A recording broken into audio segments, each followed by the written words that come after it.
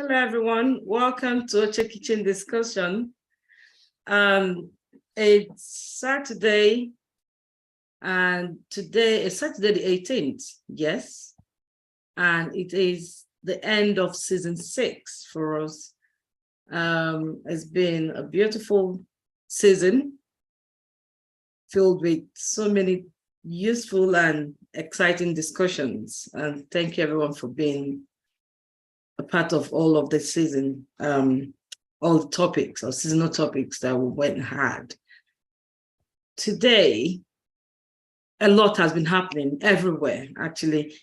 Looking on the news, it's not just pouring in Nigeria, it's happening with the earthquake, with the war, protests, and everything that's been happening everywhere. There's a lot happening. It's not as if it's the first time or it's new. Well, it's always been there, but as it gets closer, everybody feels the pinch. And what can we say? We keep hoping and pray that things work out for the best and for everyone. Today's topic, we're talking about Valentine's Day. We've got a series of things to touch on. And like I said earlier, a lot has been going on. So we can't say one and leave the other. Everything all falls in place. Valentine's Day. What is the impact of Valentine's Day in the society? In our society, wherever we are, I can even talk about where you are not. It's common that during this season, people get so pressured. The pressure lies more on the younger ones or growing generation, because everybody wants to experience, everybody wants to do it their own way, but do it the way they've heard about it or the way they think it should be best celebrated. That puts people under financial pressure.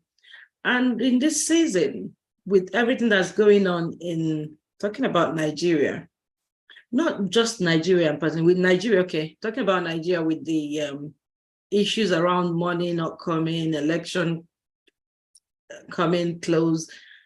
And again, in the wider world, with the credit crunch, as well as the high cost of living, people still strived to celebrate Valentine, to do things their way, do the things, the way they would normally do, forgetting or not taking into consideration that there has been pressures, there's been stress, there's been changes in our finances, which should affect or has affected the way we do things on a day-to-day basis.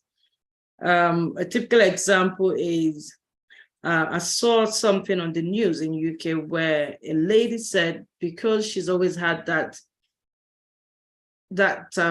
plan for Valentine, that everybody in the family, in the household must get a gift, that she had to cut down on feeding to make sure that everyone in the household gets a gift for Valentine. For her, it's a tradition. But again, it's not for me to decide whether what she did was right or wrong. But again, I have my views on that. And that is a typical way where people wants to do things the same way they do it, without checking how has that impacted on us or what can I do differently at this time. And from my own observation, It could be from the circle of my the area of coverage where I looked during this Valentine period. I noticed that most people celebrated families more. Celebrated families, you see pictures with families and children and sisters, siblings.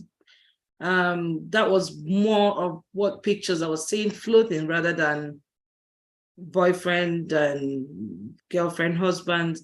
The concentration for now, it could be, like I keep saying, most of the things I say, I would say based on what I see or what I've observed. It's more, well, that was the outlook I saw this time. And so I thought, okay, that's a change. That's a switch from what some people may consider a norm. Okay, I'll read some comments.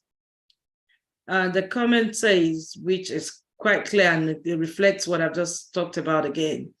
Someone said that Valentine has always been for loved ones, not just for lovers. Women just use it to grab gifts, obviously.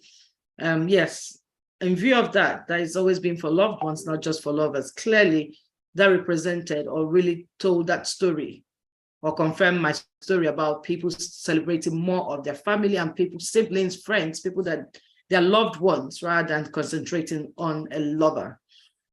Again, okay, another comment says Valentine's Day is a great idea, but it is to do with, but is it to do with actually love?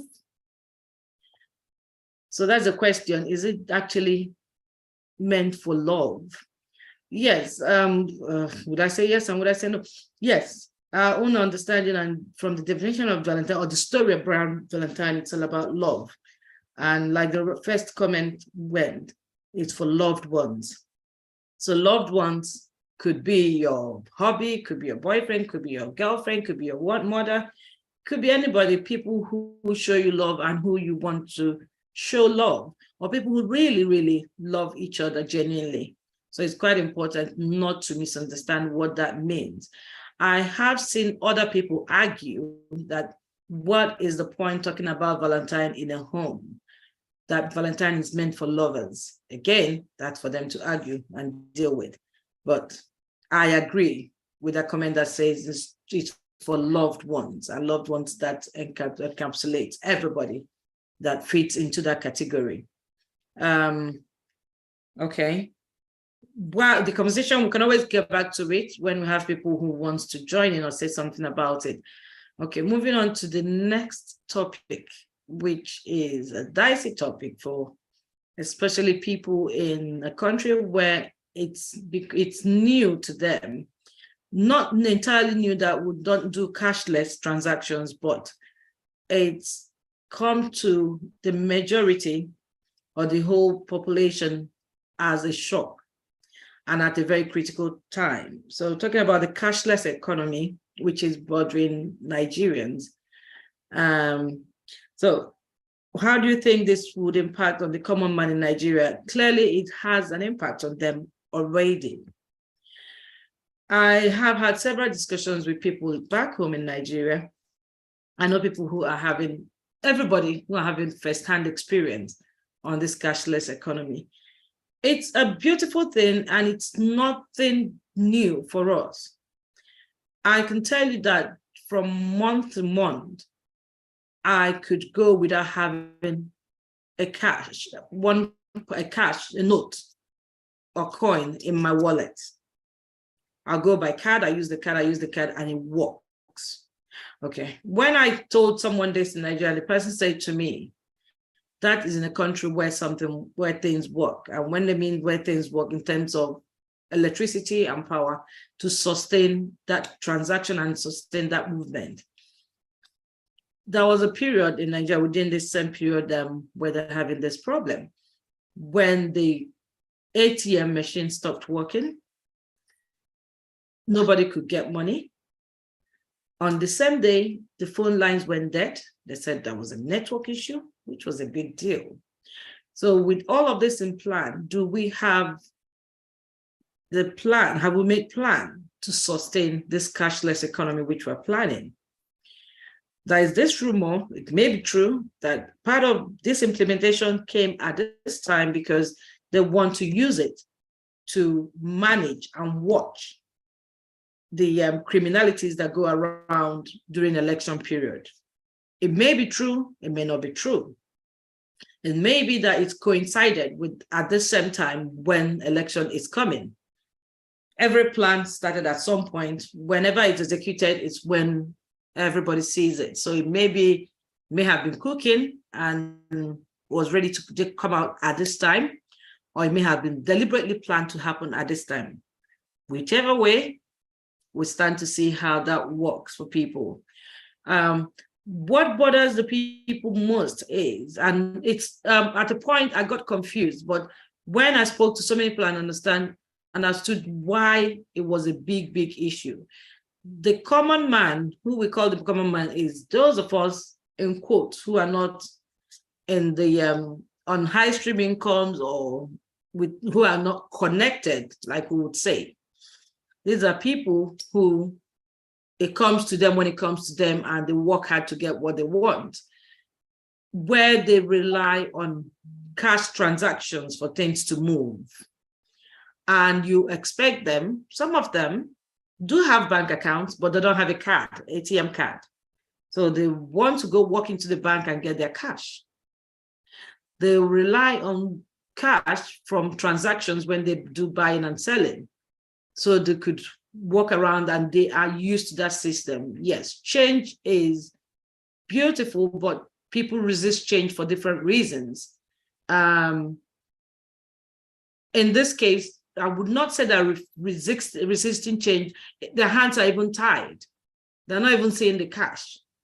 When they even attempt to go to the cash machine or go to the banks to get this new note, it's not even seen, it's not even coming. So at some point, we'll still look at what is going, are they resisting change? Are there people who are refusing to apply the cashless economy system? Or is it that it hasn't been planned properly for the country and it's not working for everybody in the country? We're yet to find out. But at the moment, what we see is, using my own words, it hasn't been planned right. Hasn't been planned right. Another thing someone said was that you cannot, when you said you cannot, I mean the government or whoever is behind this, all of this, you cannot aim to punish 2 men or 3 men or 1 person and include 200 million people in the country, or let them suffer for the sins of 1 or 2 men. Well, this is when we rely on the rumor that it is targeted at the politicians who may have plans to use their money to do all the criminal activities around elections. Fine, if that's the plan, but now over 200 million of the populace are suffering. Does it make sense? Does it add up? Okay, I'll read a comment which said it's very true. The cashless economy, okay, let's say cashless policy is a great idea, but our problem is that Nigerians don't listen. It depends on what you want them to listen to, Ben. Very true. Cashless is unsustainable. Cashless is unsustainable now in Nigeria. Cashless will work if there is electricity, functional ATM, etc. That is, and that's, yeah, clearly reiterates what I'm saying. Has there been plans in place to help this work? Or do you just want it to work and it's not working? It is really, really bad. You've seen videos of people who have really gone stark naked in public. That's not an easy thing to do, especially if you're not in the trade of showing off your body. It is not an easy thing to do. For anybody to get that frustrated to do it, that tells you how they are affected, how badly this has really affected them for them to go that far. You're right, then it's a short-term sacrifice for a greater future. Yes. How short-term? If you think it's a short-term sacrifice for a greater future, what is short-term? It's short-term a week, a month, 6 months, 1 year. God help us. Let the short term be short term, as in the shortest term, because people are really, really suffering. It's crazy. I said to somebody, it sounded like a joke, but it's still true. I said, even if I try to send you money now, you can't even get it out. So what's the point? You can't spend it. It sounded like a joke, but it's true. And it has happened to people where you have a need for 50,000 naira, you are only allowed to withdraw 5,000 naira. That hasn't solved your problem. You've not done what you wanted to do with the money. So it is a problem. The inflation implementation is a problem in Nigeria at the moment. Let's say someone thinks that after election, it might change, but will people survive it during the election? Now, that takes me to the next question, or the topic about election 2023. Election 2023 is scheduled to be on the 25th of February. I am correct. I know it's not 25th of January, like one of the contestants said. It is 25th of February, FEB. February, yes, not January. No, it's not past. It's not in the past. It's the next Saturday, actually, to be precise. Now, do you think that the current situation in Nigeria would affect the plans for this 25th February election? This would be a prediction, right? If people do not have the money, there are two things that could happen. Out of anger and frustration, that might push people out to vote. Or it might make people give up and think, what are we even doing? I'm not going anywhere. So there are two things involved here. Predictions. What do we think could happen? Would the election be affected by everything that's been happening in the country? Would that be a positive effect of all of this? Or would it be a negative effect? That is another thing. Someone said, just like COVID, it will come, just like COVID will come with the lessons, many petty traders will implement POS. Yes, talking about POS, I don't know if you heard about the POS, do they call it operative or vendor? I don't know what they call them, that got burnt in Onitsha. Because the POS, I don't know what operatives, let's use the word operatives for them, took advantage of what is going on, and they've been ripping people off. They make you buy your own money. It's crazy. It is crazy. You buy your own money, and you buy your own money at ridiculous rate. If you want to withdraw, let's say 5,000 naira, you're expected to give them, I think, something like 1,000 naira, between 700 and 1,000 naira to get 5,000 naira. What kind of craziness is that? That is madness. So at the back of that, a POS operative was burned, beaten and burned. Obviously, he died because the people did not like him, did not like his practices. And I read somewhere online where the CBN, Central Bank of Nigerian Governor, said that POS charge is 200 naira for every transaction. But why they choose to rip us off? Because this is us doing us. This is what it is. POS operatives, most of them are these common men that I've described earlier on. But because they've seen an opportunity, they seized the opportunity and they've done it badly. So now they hide. They cannot even operate freely because the masses dislike them. They are causing the problem. Wherever they get this money from, we don't know. Clearly, it's that business. So they have the funds to release to you, but they will sell your money to you. You buy your money with your money. It's now a business like a black market. It's now like a black market business. It's ridiculous. So how will this affect this election? I've seen another video where a woman, an elderly woman, said point blank, unless you give me money, I'm not voting. Another person genuinely said that they needed to travel to their hometown to vote. And whoever sponsors that trip, that's the person they're going to vote. So how is this person, who is going to sponsor the trip? How are they going to sponsor the trip? So that to ensure that this one person votes. Every vote counts. So let's not be complacent. Let's not think that if I don't vote, it doesn't matter. It does matter. Every vote counts. And I will keep praying, and we said, please let the votes count. And can things happen differently for their country? We're used to things happening one way or the other, but if we could work it, if it could happen differently for us this time, let people vote right and let people vote wisely and let every vote count. So I would use this medium again, obviously, to plead to citizens at home who are eligible to vote, please vote. Your vote counts.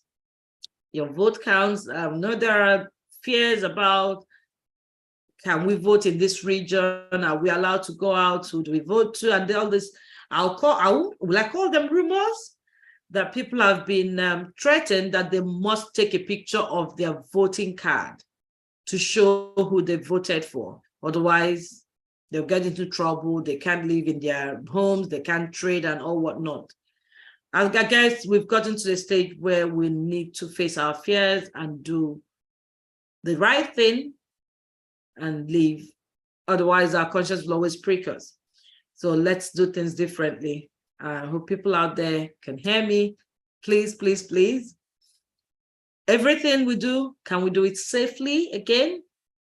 If it poses danger, if you cannot face it, please step away from danger. Don't run into that. Don't run into danger. But we pray and hope that we'll have a peaceful election this period, peaceful environment, which allows for people to move around and do things the right way. But what the current situation would bring or how it will impact on this election is yet to be understood or yet to be seen. Everybody is worried. Everybody's worried, both people in Nigeria and out of Nigeria. We're all worried because in every way we are connected back home. Okay, I'll read a comment. It's a Nigeria problem. Other countries give discounts during holidays and adversities, but I just want to make money when people are in need. Yeah, which is true. Which is true. We take the wrong advantage. We don't help ourselves where we want to rip ourselves up. So clearly, we really need to encourage our people. Like I said, we are all connected. We have people back home. We'll encourage them to vote, and be out there and stay away from danger, stay away from trouble, so that we ensure that everyone is safe at the end of this. And there was a lovely message I saw recently, which said that you have your own candidate does not make me your enemy. Everybody is entitled to support who they want to support.